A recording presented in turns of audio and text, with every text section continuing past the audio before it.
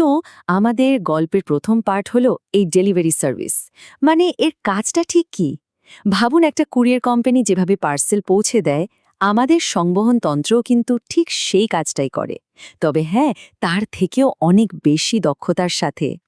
এর সবচেয়ে বড় কাজ হলো ভালো আর দরকারি জিনিসগুলো একদম ঠিক জায়গায় পৌঁছে দেওয়া। যেমন ধরুন, আমরা যখন শ্বাস নিই তখন ফুসফুস থেকে অক্সিজেনটা রক্তে মিশে যায়। আবার যখন খাবার খাই, সেই খাবারের পুষ্টিগুলো রক্তে চলে আসে।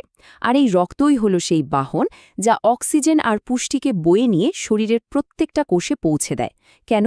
যাতে কোষগুলো শক্তি তৈরি করতে পারে আর আমাদের পুরো শরীরটাকে সচল রাখতে পারে। অনেকটা গাড়ির জন্য যেমন জ্বালানি দরকার, ঠিক সেরকম। কিন্তু ডেলিভারি সার্ভিসের কাজ তো শুধু জিনিস পৌঁছে দেওয়া না, তাই না? এর আরেকটা বিরাট দায়িত্ব আছে, আর সেটা হলো কোষের ভেতরে তৈরি হওয়া আবর্জনা বা বর্জ্য পরিষ্কার করা। দেখুন, কোষগুলো যখন শক্তি তৈরি করে তখন কার্বন ডাইঅক্সাইডের মতো কিছু ক্ষতিকর জিনিসও তৈরি হয়। রক্ত তখন কি করে?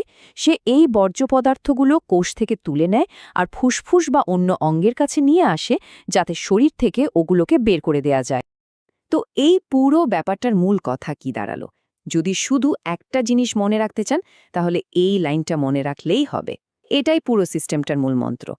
একদিকে ভালো জিনিস সরবরাহ করা, আর অন্যদিকে খারাপ জিনিসগুলো বের করে দেওয়া। সাপ্লাই আর ক্লিনিং